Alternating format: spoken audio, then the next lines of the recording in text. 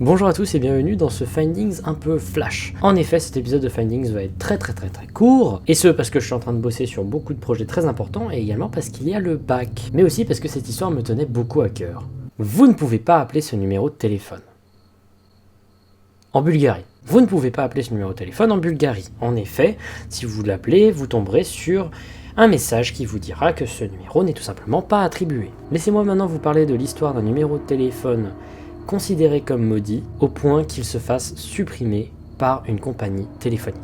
Le numéro de téléphone 088 8888 888, c'est le format qu'ont les numéros de téléphone bulgares, aurait été mis hors service après des problèmes de mort inexpliqués. Le numéro de téléphone tuerait tous ceux qui y seraient assignés. Alors on n'est pas devant un cas de numéro maudit où il ne faut pas appeler le numéro. En soi, appeler le numéro ne fait rien. C'est un numéro de téléphone qui a tué tous ceux à qui il y était assigné. C'est en ce sens qu'il serait maudit. Évidemment, c'est pas si extrême que ça. Mais 3 personnes seraient mortes violemment en l'espace de 5 ans en ayant eu ce numéro. Alors 3 personnes sur 5 ans, ça peut paraître ne pas être beaucoup. Mais quand on sait que les personnes en question étaient très jeunes et que leur mort était très particulière et que les personnes en question qui avaient ce numéro étaient en général des personnes très particulières, et surtout quand on considère le fait que cette histoire est complètement vraie, à quelques détails près que l'on rectifiera à la fin, et ben ça fout un peu les chocottes. Voici l'histoire des 3 morts liés au numéro de téléphone 088 8888 888. D'abord, en 2001, le premier possesseur du numéro est Vladimir Graznov, le PDG de l'entreprise de téléphonie mobile Mobiltel. Et pas Mobitel, comme disent beaucoup d'articles. Il faut savoir que beaucoup de gens se basent sur l'article qui a parlé de ce sujet en premier chez nos amis les ricains, l'article du journal Télégraphe, que j'ai utilisé également pour faire cette vidéo. Mais j'ai trouvé un article beaucoup mieux sur le sujet, qui rectifie beaucoup de mauvaises choses qui sont dites dans l'article du Télégraphe, un article du site The Ghost in My Machine, que je vous invite à aller voir. J'ai découvert un super site en fait.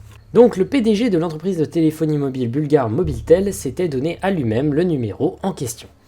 Il meurt le 9 octobre 2001 d'un cancer, ou du moins c'est ce qu'on pense, sachant que sa mort était inattendue et que la maladie en question n'a pas été communiquée après sa mort. Il y a donc un gros flou autour de ça, mais un truc qui est sûr, c'est qu'elle était extrêmement inattendue et que c'est arrivé très tôt dans sa vie. Il avait à peine 40 ans si je me souviens bien. Après cela, un certain Konstantin Dimitrov prend à son tour le numéro de téléphone. Et le 6 décembre 2003, Dimitrov décède d'un coup de feu qui lui était destiné à Amsterdam, alors qu'il était en voyage d'affaires. C'est là qu'on se rend compte que les gens qui reçoivent ces numéros sont jamais des gens normaux. En effet, il était en réalité un membre important de la mafia bulgare, à la tête d'un empire d'à peu près 500 000 euros. Donc à ce moment-là, on peut penser à une coïncidence morbide. Mais, en 2005, après la mort de Dimitrov, le numéro est assigné à Konstantin Dichliev, un businessman de 28 ans. Pareil, il est assassiné d'un coup de feu le 14 mai 2005.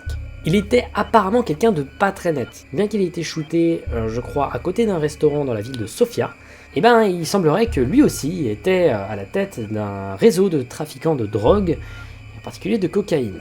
Donc encore un gars pas très net. Et c'est là que les choses s'arrêtent. Car à ce moment-là, Mobiltel met le numéro de côté et ne communique plus dessus, le temps que l'affaire autour de Konstantin Dichliev soit réalisée.